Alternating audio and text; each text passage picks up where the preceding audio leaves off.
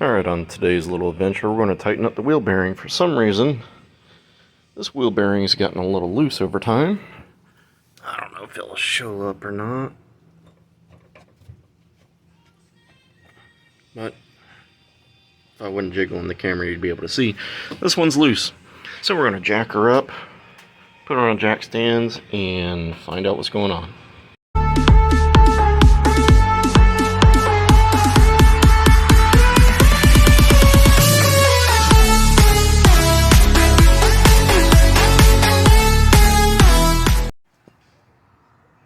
Alright, got the tire off, got the dust cover off, and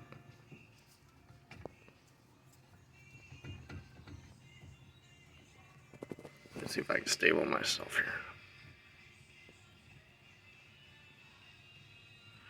Yeah, I can move my arm when I do that, but it's loose.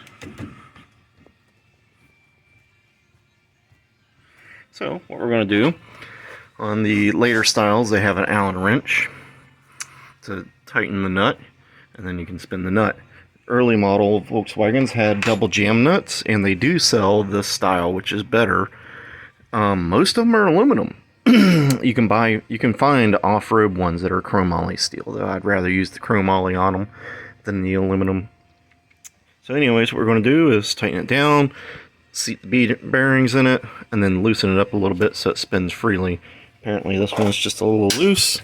After a couple thousand miles, everything's wore in because it had new bearings in it. So I don't see any other problems. It's not loose and moving. So we'll get to loosening this up, tightening it. There we go. Just a little, about a quarter turn on the nut. Tighten the jam nut down the screw with the Allen wrench. Pop the wheel bearing cover back on. Now we can put the tire on, put it back on the ground, and continue on with what we're doing today. Alright, so last time we had the wheel, tightened up the wheel bearing there. Everything's good with that. Now we're going to go and connect carburetor hat to carburetor hat. We've already welded in. Let's see if we get the pipe for the crossover and the hats. Alright, like I said earlier, we tried a -8. That's just way too small, so we got a 2-inch crossover now.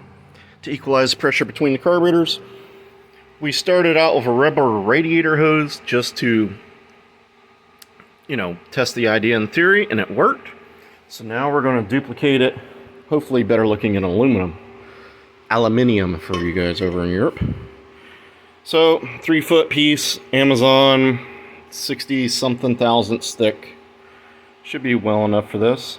We'll also end up putting our blow-off valve. We bought a cheap Chinese blow-off valve because the turbos are experiencing quite a bit of surge on decel. So this should help. Not probably the best one, but you know what? It's the cheapest one. So we'll end up welding that somewhere in there. So first off, these carb hats have the pipes at an angle. I put the pipe in there, mark the angle, cut it, and in theory, let's get this here, sorry boys and girls. In theory, the stub that I cut off from here, if I rotated 180 degrees, like so, should make it come down to the same angle as the pipes coming out of the carb hats. So we're going to get this tacked on there and check it out.